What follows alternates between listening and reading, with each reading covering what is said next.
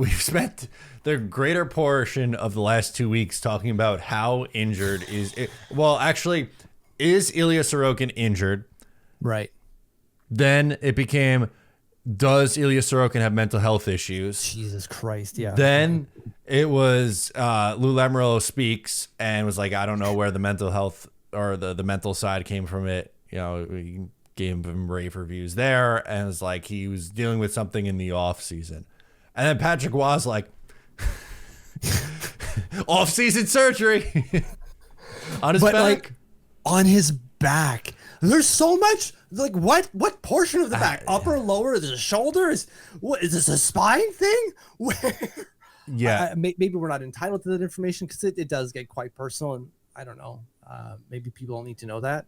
But I think the way you put it when we were talking off air about it, it's like, how invasive of a back surgery are we talking about?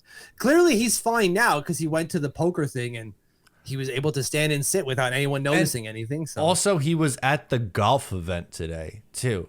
So how bad could it be if now I don't know if he's swinging and stuff like that, but Fair. he was out there with everyone. Like, and maybe this is just me being like, this is too much copium and I'm just trying to like spew the positive. But if it was really, really bad to the point where he was going to miss time in the regular season, I don't know if he is at those events.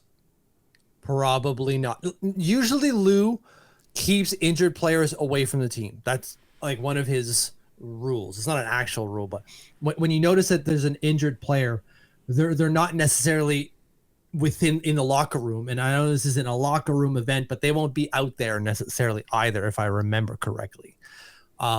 So you're right, that just him being there kind of dispels some of the, he's out for the season type of thing, which obviously was never the case. No, but like, what is it? Because Lou was like, he might miss a day or two of training camp, and Patrick Waugh today, like, just so casually was like, yeah, he got his back cut open. What of it? I guess if there's anyone to comment on that, maybe Patrick was the guy to do it. We were talking about a Hall of Fame goalie here. Like, he knows what it takes for the position to play the position successfully. Obviously, he's not a doctor, but he's been around the game long enough at the highest of levels to see what surgeries do to people. I don't imagine this is a rare type of procedure, judging by how non-invasive it seems to have been. And maybe this is what fixes him. Maybe this was the problem he was having all year. That was the next angle that I was going to take. Is it fair to say that was maybe the problem from last, or not the whole thing, but part of his issue last year? Could very well be, man. Of course, this is pure speculation because we don't have the info. But we saw Scott Mayfield do the same thing, right? Like, how long did Scott Mayfield play before he went out with an injury? And we found out, he had that on like day 2. No, it was right? game 1. He sustained it on. It was what? Day 1? It was literally the first game. Yeah, it was the first game of the year against Buffalo. He blocked a shot against Buffalo in game 1. It was never the same. Oh my God, Jesus! He wasn't really. Didn't really have time to evaluate how good he was then. It happened right away. But who says that it didn't happen to him? Maybe, or Anyways, I don't want to speculate too much. I'm pretty sure I said that in the very last podcast to not speculate. Like, that's something I'm trying to go into the year not doing, specifically when it comes to injuries. And here I am doing that. So I'm going to stop myself because, I'm trying to learn. But it does seem that it's not a big deal, right? Patrick Waugh, in his almost like casual announcement of it, in and of itself doesn't seem to be a big deal. Lou Lamoriello went out of his way to say it's not a big deal. It's going to be fine. He'll be good after I have this Werther's and bowl of and then fruit. Everything's fine. Yeah. So it should be fine. And even if he misses like a couple of days of the regular season, I don't think that's such a big deal. The first couple of weeks of the regular season is the games are pretty well spread apart, if I remember correctly. Yeah, we could pull that, as you're pulling that up.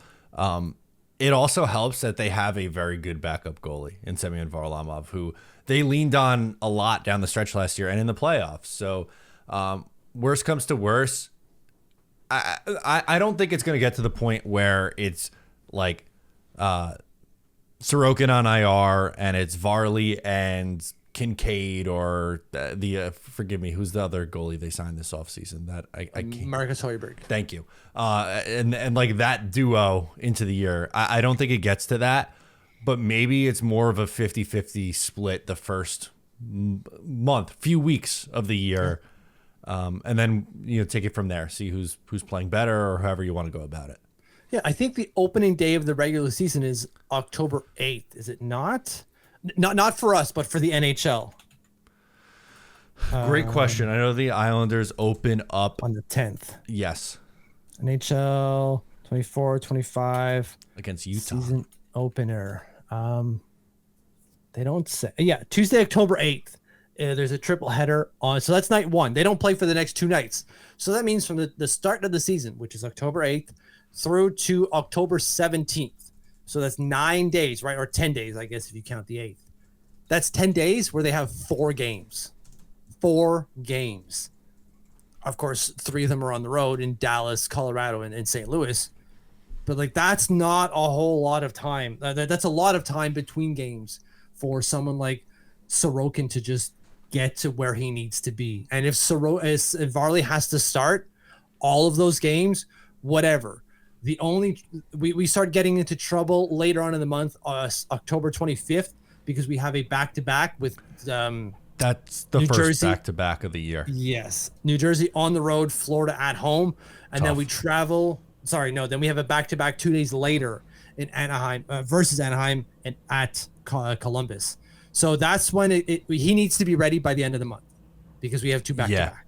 Yep. So you have essentially the first, 2 weeks of the season, we'll say, roughly, to get up to speed? Yeah. Plus the training camp, right? So we are September 16th at the moment of recording. He's got over a month from today to get ready before playing the 3rd game of the season. Plenty of time. I think it'd be okay. Maybe this is my copium coming in, but it very well could be. But I think it's going to be all right.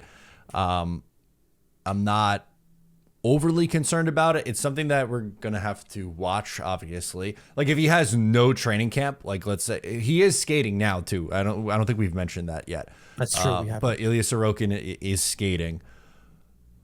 I think we'll feel differently if we get through the entirety of September and like he's not on the ice at practice or not playing in a preseason game or like nothing.